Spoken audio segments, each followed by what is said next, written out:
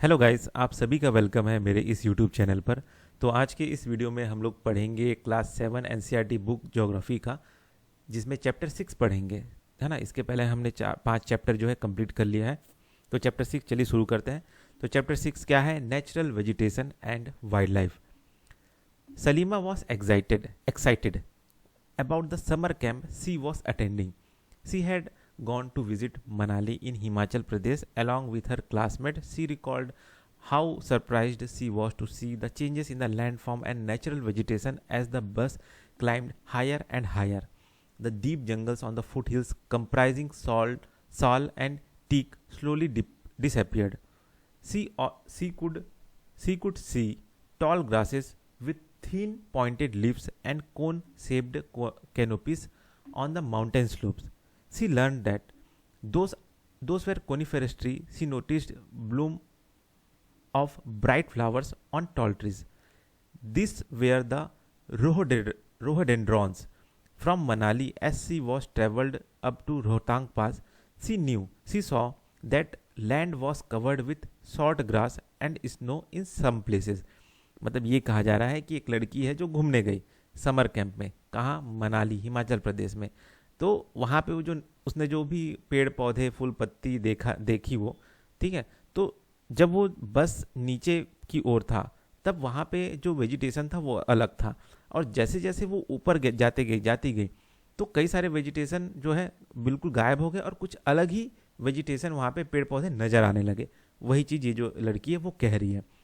From सलीमास observation, तो ये जो लड़की का नाम था सलीमास था, उसके ऑब्जर्वेशन से क्या क्या देख सकते हैं वो बता रहा है।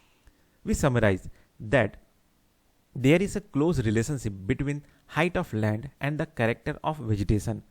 With the changes in height the climate changes. with the change in height the climate changes, and that changes natural vegetation. The growth of vegetation depends on the temperature and moisture. It also depend on factors like slope and thickness of soil. मतलब ये कहा जा रहा है कि ये जो भी वेजिटेशन है उसका जो भी कैरेक्टर्स है वो डिपेंड करता है कि किस हाइट में है ना। कि जैसे जैसे आप हाइट के साथ जाते जाएंगे आपको कुछ अलग ही तरह का वेजिटेशन नज़र आएगा, ठीक है। तो हाइट, जो ज़मीन का हाइट है और जो वेजिटेशन का कैरेक्टर है उसके बीच में एक रिलेशन है, क्लोज रिलेशनशिप है। वैसे ही क्लाइमेट चेंज भी प्रभाव डालता है नेचुरल वेजिटेशन पे, ठीक है ना। वैसे ही टेम्परेचर भी प्रभाव डालता है और साथ ही साथ मॉइस्चर भी प्रभाव डालता है कि वेजिटेशन कैसे उगेगा वहाँ पे, ठीक है। तो वेजिटेशन किस किस चीज़ पे डिपेंड रहता है? मॉइस्चर, टेम्परेचर, सॉइल का थिकनेस, स्लोप, ज़मीन का हाइट कितने हाइट पे है, वहाँ का क्लाइमेट कैसा है। तो इन सारे चीज़ों पे जो वेजिटेशन है उसका कैरेक्टर जो है डिपेंड होता है. The type and thickness of natural vegetation varies from place to place because of the variation of this factor.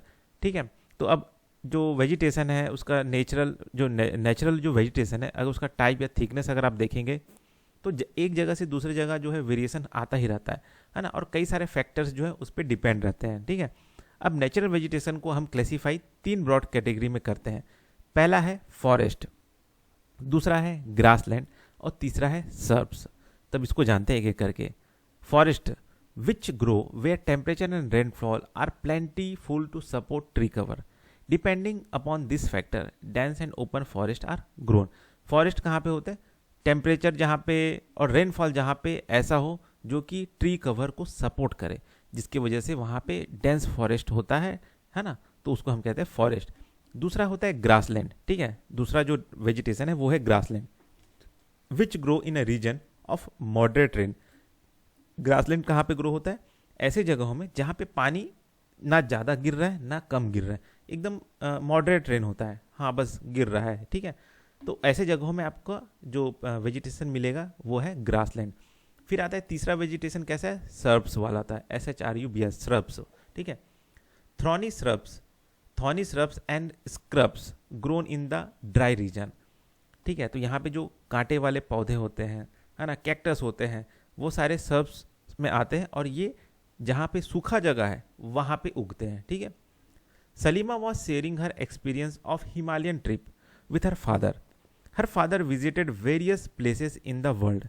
He told Salima about his observation of the wide variety of vegetation in different parts of different continents. He mentioned about coniferous forest in the subpolar region, thorny bushes in the desert, thick tropical hardwood forest in the humid region, and many more. Salima realized the Himalayas have almost all variety of vegetation which one can see while moving from equator to polar region. यहाँ पे सलीमा के जो पिताजी हैं वो भी Himalaya trip में गए थे, ठीक है, और उसने सलीमा के पास में उसका ऑब्जर्वेशन किया, बताया है ना कि वहाँ पे कैसे कैसे पेड़ पौधे पाए जाते हैं, क्या क्या चीज़ पाया जाता है, ठीक है। तो जो भी चीज़ उसके पिताजी ने बताया तो सलीमा ने ये रियलाइज़ किया कि जो हिमालय का जो रीजन है ना, वहाँ पे बहुत ज़्यादा वैरायटी का वेजिटेशन है। मतलब इतना वैरायटी का वेजिटेशन है जितना आपको इक्वेटर से लेके पोलर रीजन तक अगर आप घूमेंगे ना तो जितना भी वैरायटी का आपको वेजिटेशन मिलेगा, जैसे जैसे ऊपर की लेटीट्यूड के ऊपर मतलब पोल की ओर आप बढ़ते जाएंगे, जैसे जैसे आप हायर लेटीट्यूड की ओर बढ़ते जाएंगे तो अलग अलग प्रकार का जो वेजिटेशन है उसमें चेंजेस आएगा और आपको अलग अलग प्रकार के वेजिटेशन दिखेंगे। तो ये जितने भी टाइप्स के वाइड वैरायटी ऑफ आपको वेजिटेशन नज़र आए, ये सारे के सारे टाइप्स के वैरायटी ऑफ वेजिटेशन आपको सिर्फ और सिर्फ हिमालय में नज़र आ जाएगा, ये कह रहे हैं। The changes in the type of natural vegetation occur mainly because of the changes in climate condition. Let us know about the different types of natural vegetation of the world and their characteristic and wildlife inhabiting there. ठीक है, तो मतलब ये कहा जा रहा है कि क्लाइमेट कंडीशन के चेंज होने की वजह से जो नेचुरल वेजिटेशन है उसमें भी चेंज आता है। अब हम जानते हैं कि और किस किस तरह के पूरी दुनिया भर में नेचुरल वेजिटेशन है ना, और उसकी क्या विशेषताएं हैं, वहाँ पे कैसे कैसे वाइल्ड लाइफ वहाँ पे पनपते हैं। पहला है forest, tropical evergreen forest. These forests are also called tropical rainforest. This thick forest occur in the region near the equator and close to the tropics. This region are hot and receive heavy rainfall throughout the year, as there is no particular dry season. The trees do not shed their leaves altogether. This is the reason they are called evergreen. The thick canopies of the closely shaped trees do not allow the sunlight to penetrate inside the forest even in the daytime. Hardwood trees like rosewood, ebony, mahogany and are common here. ठीक है, तो यहाँ पे जो tropical evergreen forest है वो कहाँ पे है, तो ये इक्वेटर के पास में है ना, और tropics and close to the equator, मतलब इक्वेटर के पास में जो थिक फॉरेस्ट है ना, और जो भी ट्रॉपिक्स है ना, ट्रॉपिक ऑफ कैंसर और ट्रॉपिक ऑफ कैप्रिकॉन जो ट्रॉपिक्स है वहाँ पे जो भी थिक फॉरेस्ट है वो सारे ट्रॉपिकल एवरग्रीन फॉरेस्ट है. ये जो रीजन है यहाँ पे सबसे ज़्यादा गर्मी होता है, लेकिन यहाँ पे सबसे ज़्यादा पानी भी बरसता है पूरे साल भर, है ना, और यहाँ पे कोई ऐसा यहाँ पे कोई ड्राई सीजन नहीं आता, ये पूरा साल भर हरा भरा रहता है ना, यहाँ पे है ना, इस वजह से ये पूरे साल भर हरा भरा रहता है, इसलिए इसे हम एवरग्रीन भी कहते हैं. यहाँ पे बहुत घने कैनोपीस होते हैं, मतलब वही पेड़ों का जो छाया होता है उसे ही हम कहते हैं. तो इतने ज़्यादा पेड़ों का छाया होता है कि दिन के समय में भी जो सनलाइट है वो उन पेड़ों के छायों को पार करके ज़मीन तक भी नहीं पहुंच पाते. और ये जो वेजिटेशन है, ट्रॉपिकल एवरग्रीन फॉरेस्ट वाला वेजिटेशन है, यहाँ पे कौन कौन से पेड़ मिलते हैं, हार्डवुड ट्रीज जैसे कौन कौन से हैं, रोसवुड है, इबोनी है, महोगनी है, वो इसी ट्रॉपिकल एवरग्रीन फॉरेस्ट में ही पाए जाते हैं, मिलते हैं. ठीक है, अब जानते हैं tropical deciduous forest. Tropical deciduous are the monsoon forest found in large part of India, northern Australia and Central America. This region experiences seasonal change. Trees shed their leaves in the dry season to conserve water. The hardwood trees are found in this forest are sal, teak, neem, sesame. Hardwood trees are extremely useful for making furniture, transport and construction material. Tiger, lion, elephant, langur and monkey are common animals are found in this region. ठीक है, तो जो tropical deciduous forest है इसे हम monsoon forest भी कहते हैं. और ये कहाँ पे मिलता है, कहाँ पे ये है, जो ये इस तरह का जो वेजिटेशन है ये आपको इंडिया में बहुत जगह में, लार्ज पार्ट ऑफ इंडिया में ये मिल जाएगा.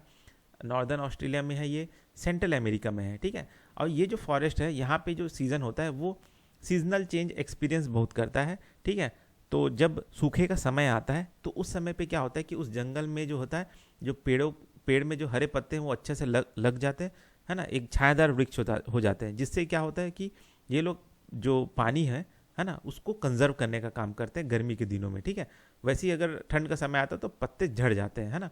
और यहाँ पे जो पेड़ मिलते हैं वो कौन कौन से हैं, साल, टीक, नीम, शीशम. और ये सारे जो ट्रीज है ये फर्नीचर बनाने के, ट्रांसपोर्ट के लिए और कंस्ट्रक्शन मटेरियल के लिए काम आते हैं. यहाँ पे कौन कौन से जीव जंतु मिलते हैं, जैसे कि tiger, lion, elephant, langurs, monkey यहाँ पे पाए जाते हैं। अब जानते हैं temperate evergreen forest. The temperate evergreen forest are located in the middle latitude coastal region, middle latitudinal coastal region. They are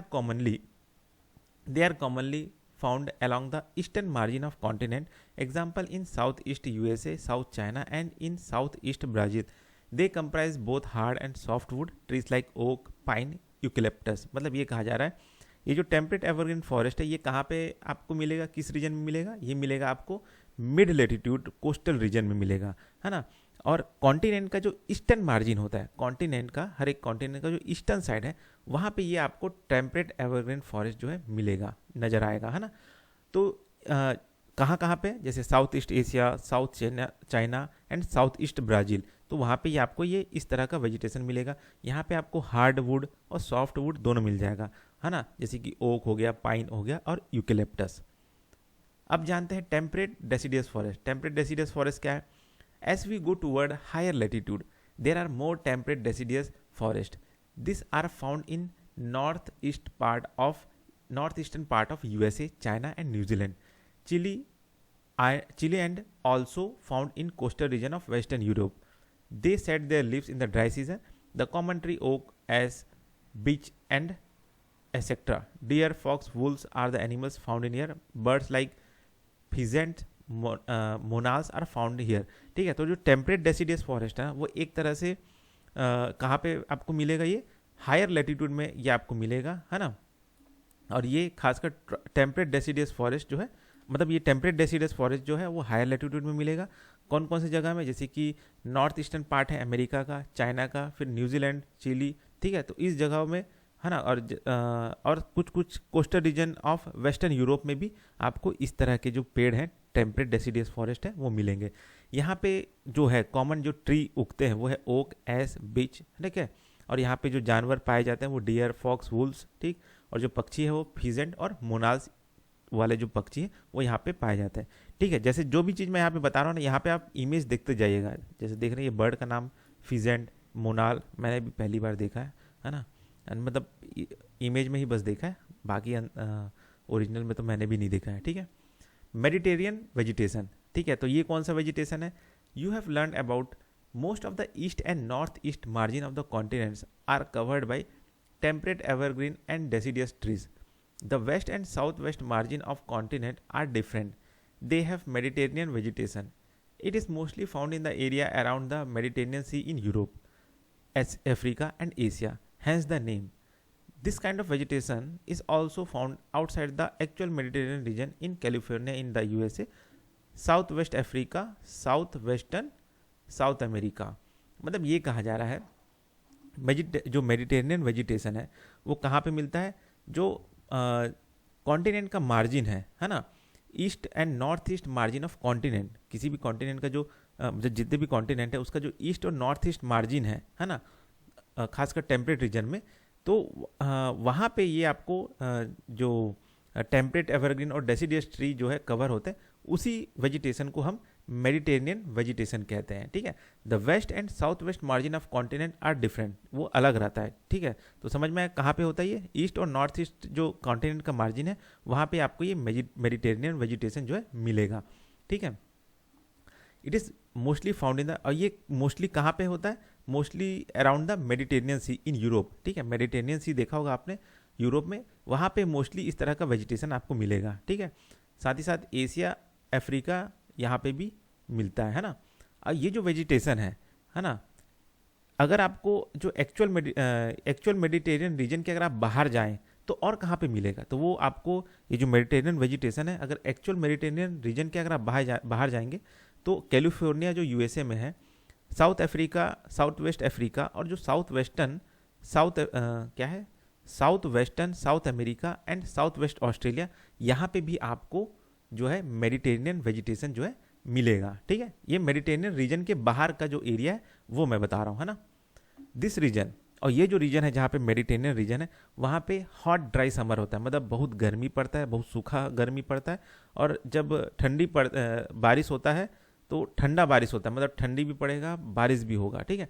तो ऐसी जगहों में कौन से फल जो है उगते हैं, तो जो साइट्रस फ्रूट है वो उगते हैं। तो साइट्रस फ्रूट किसे कहते हैं, जैसे कि जो खट्टे चीज़ें जैसे कि ऑरेंज हो गया, ग्रेप्स हो गया, फिग्स हो गया, ऑलिव्स हो गया, ठीक है। तो ये सारे चीज़ इन जगहों में सबसे अच्छे तरीके से उगते हैं, कल्टीवेट होते हैं इस तरह के वेजिटेशन में, ठीक। अब जानते हैं कोनिफेरस फॉरेस्ट। हायर लेटीट्यूड 50 से 70 degree of northern hemisphere the spectacular coniferous forest are found. These are also called as taiga. This forest are also seen in the higher altitude. These are the trees which Salima found in the Himalayas in the abundance. They are tall, soft evergreen trees. The wood of these trees are very useful for making pulp, which is used for manufacturing paper, newsprint, matchboxes, packing boxes, and also made from softwood. Cheer, pine, cedar are the important variety of trees in this forest. Silver fox, mink, polar bear are the common animal. तो coniferous forest कौन सा latitude में आपको मिलेगा, 50 से 70 degree. अगर आप northern hemisphere में 50 to 60 डिग्री लेटीट्यूड में अगर आप ऊपर की ओर जाएंगे नॉर्थ हेमिस्फीयर में, तो उस जगह में आपको ये इस तरह का कोनिफेरस फॉरेस्ट मिलेगा, जिसे हम टाइगा भी कहते हैं, TAIGA, टाइगा भी, ठीक है। और यहाँ पे बहुत ऊंचे ऊंचे पेड़ होते हैं, सॉफ्टवुड एवरग्रीन ट्रीज होते हैं। यहाँ पे कौन कौन से ट्रीज होते हैं, ठीक है, यहाँ पे आपने देखा होगा चीर, पाइन, सीडार, ये सारे पेड़ पाए जाते हैं, है ना। और ये सारे पेड़ों से आप क्या क्या बना सकते हैं, पेपर, पल्प, मैच बॉक्स, ये सब बनाते हैं। अब वहाँ पे कौन कौन से जीव जंतु पाए जाते हैं, silver fox, mink, polar bear, ठीक है। तो ये सारे कॉमन है जो इस जगह पे मिलते हैं। ग्रासलैंड जानते हैं ये क्या होता है, ट्रॉपिकल ग्रासलैंड। अब ग्रासलैंड भी अलग अलग टाइप के ग्रासलैंड है, उसको देख लेते हैं, ठीक है। ये खासकर आपको टेम्परेट रीजन में आपको मिलेगा। This occur on either side of equator and extend till the tropic, ठीक है। मतलब ये आपको सॉरी मैं क्या बोल दिया था, टेम्परेट रीजन में बोल दिया था, नहीं टेम्परेट रीजन में नहीं, ट्रॉपिकल ग्रासलैंड जो है ये आपको ट्रॉपिकल रीजन में मिलेगा। अलग अलग है, एक ट्रॉपिकल ग्रासलैंड है, टेम्परेट ग्रासलैंड है, और थ्रॉनी बुशेस है। तो इसको समझते हैं, ठीक है। तो वो ग्रासलैंड जो कि ट्रॉपिकल रीजन में मिल रहा है, इक्वेटर के ऊपर साइड में भी ट्रॉपिक्स तक, मतलब ट्रॉपिक ऑफ कैंसर ऊपर से लेके ट्रॉपिक ऑफ कैप्रिकॉर्न तक, ये जो रीजन है यहाँ पे जो ग्रासलैंड है उसे हम ट्रॉपिकल ग्रासलैंड कहते हैं, है ना। यहाँ पे moderate to low amount of rainfall होता है, मतलब पानी थोड़ा से बहुत थोड़ा तक गिरता है। तो इस वजह से यहाँ पे छोटे छोटे ग्रास उगते हैं, बड़े बड़े घास ही बस उगते हैं, पेड़ ज़्यादा नहीं उगते, लगभग 3 से 4 मीटर हाइट के, ठीक है। एग्जाम्पल जैसे कि सवाना ग्रासलैंड है जो अफ्रीका में है, वो इसी टाइप का ग्रासलैंड है, ट्रॉपिकल ग्रासलैंड। यहाँ पे आपको elephant, zebra, giraffe, deer, leopard, इस जो रीजन है, इस तरह का वेजिटेशन है ग्रासलैंड में आपको मिल जाएगा। अब जानते हैं टेम्परेट ग्रासलैंड क्या होता है। तो ये कहाँ पे पाया जाता है, ये found in the middle latitudinal zone and in the interior part of the continent. Usually grass here is short and nutritious wild buffalo, ठीक है। तो ये जो टेम्परेट ग्रासलैंड है ये कहाँ पे पाया जा रहा है, थोड़ा सा मिड लेटीट्यूड में, ठीक है। मतलब ये ट्रॉपिक के भी ऊपर वाला, ठीक है। ट्रॉपिक ऑफ कैंसर है ना, तो उसके ऊपर जाना है नॉर्थ की ओर, वैसे ट्रॉपिक ऑफ कैप्रिकॉर्न है, उधर नीचे जाना है साउथ की ओर, और ठीक है। तो जो उधर आएगा वो मिड लेटीट्यूड जोन आता है उसके उस पर, ठीक है। तो वहाँ पे जो इंटीरियर पार्ट है, जो भी कॉन्टिनेंट है, उसका जो बीच में जो हिस्सा है, मतलब समुद्र के किनारे वाला नहीं, बीच का जो भी कॉन्टिनेंट है उसका तो किनारा होगा, समुद्र से टकराएगा। तो समुद्र के पास में जो एरिया है, पार्ट है, वहाँ पे ये नहीं होता है ना, ये टेम्परेट ग्रासलैंड, वो होता है बीच के हिस्सा में कॉन्टिनेंट के, है ना। और ये जो ग्रासलैंड है, यहाँ पे भी छोटे छोटे घास होते हैं, न्यूट्रिशियस घास होता है। यहाँ पे जो जानवर है जैसे कि वाइल्ड बफेलो, बिसन्स, एंटीलोप्स, जो कि इस रीजन में आसानी मतलब आराम से पाए जाते हैं, ठीक है। Thorny bushes, this are found in dry desert like region. Tropical deserts are located on the western margin of the continent. The vegetation cover is scarce here because of scanty rain and scorching heat. Identify the desert region in the world map, ठीक है। अभी इसको मैं बताता हूँ, ये thorny bushes क्या है। ये मतलब क्या है, जो भी ट्रॉपिकल रीजन में ना जो डेजर्ट है ना, जो कि मोस्टली लोकेटेड है किस साइड में, कॉन्टिनेंट का वेस्टर्न मार्जिन में, कॉन्टिनेंट का जो वेस्टर्न साइड होगा उस साइड में आपको ये जो डेजर्ट है मिलेंगे। उन डेजर्ट को हम ट्रॉपिकल डेजर्ट कहते हैं। और वहाँ पे इसी तरह का जो थॉर्नी बूसेस है, जो कि कैक्टस हो गया, है ना, वही सब चीज़, कांटे वाले पौधे, वो सारे मिलते हैं, ठीक है। तो आप समझ में आ गया। तो ग्रासलैंड किस किस तरह का है, ट्रॉपिकल ग्रासलैंड, टेम्परेट ग्रासलैंड और थॉर्नी बूसेस, ठीक है। थॉर्नी बूसेस कहाँ पे मिलेगा, ट्रॉपिकल रीजन में जो डेजर्ट है, सूखा जगह है, वहाँ पे उस तरह का जो वेजिटेशन मिलता है, ठीक है, जहाँ पे पानी बहुत ही कम रहता है और गर्मी बहुत ज़्यादा रहता है, तो वहाँ पे कैक्टस टाइप का पौधा मिलता है। तो वही जो वेजिटेशन है उसे हम थॉर्नी बुशेस कहते हैं, ठीक है। If you reach the polar region, you will find the place extremely cold. The growth of natural vegetation is very limited here. Only mosses, lynches and small shrubs are found. ठीक है. It grow during the very short summer. This is called tundra type of vegetation. ठीक है. अब यहाँ पे हम जानते हैं tundra type of vegetation. ये tundra type of vegetation कहाँ पे मिलता है? ये आपको मिलेगा जो आपका पोलर रीजन है, नॉर्थ पोल और साउथ पोल, जहाँ पे बहुत ज़्यादा ठंडी होता है. वहाँ पे कोई भी जो नेचुरल वेजिटेशन है वो बहुत ही कम ही पनपता है ना. यहाँ पे जैसे कि मॉसेस हो गया, लीचेंस हो गया, या फिर एकदम छोटे छोटे जो सर्ब्स हो गए, वही पनपते हैं. वो भी कब? जब थोड़े समय के लिए गर्मी आता है, वेरी शॉर्ट समर आता है, तब होता है. तो इस तरह का वेजिटेशन को हम क्या कहते हैं? Tundra type vegetation. और ये जो वेजिटेशन है ये polar area of Europe, Asia and north America में पाए जाते हैं. ठीक है. और यहाँ पे जो एनिमल्स होते हैं उनके जो फर होते हैं वो बहुत मोटे होते हैं, उनका जो चमड़ी होता है, स्किन जो होता है वो बहुत मोटा होता है, ताकि वो कोल्ड क्लाइमेट कंडीशन में अपने आप को बचा सके, सर्वाइव कर सके. Sea walrus, musk oxen, arctic owl, polar bear and snow foxes. तो ये सारे जो एनिमल्स हैं वो इसी तुंद्रा टाइप ऑफ वेजिटेशन में पाए जाते हैं, मिलते हैं. ठीक है. Salima's father showed her some photograph of thick forest. Photographer explained local people want a settlement. अब सलीमा के जो पिताजी हैं उसको कई सारे फोटोग्राफ दिखाते हैं. ठीक है. लोगों के बारे में दिखाते हैं, वहाँ कैसे कैसे लोग, किस किस तरह के लोग रहते हैं. ठीक है. क्या क्या चीज़ का इस्तेमाल करके वो लोग अपना जीवन यापन करते हैं और एग्रीकल्चर करते हैं. ठीक है. तो अब उसी चीज़ को अभी तो नहीं जानेंगे, इसमें बस इतना ही है. ठीक है. तो ये शायद नेक्स्ट चैप्टर में हम लोग पढ़ेंगे कि जो लोग हैं अलग अलग वेजिटेशन में किस किस तरह से अपना जो सर्वाइवल है या एग्रीकल्चर है, सेटलमेंट है, वो कैसे करते हैं. ठीक है. तो बस इस वीडियो में इतना ही, फिर मिलते हैं नेक्स्ट वीडियो में.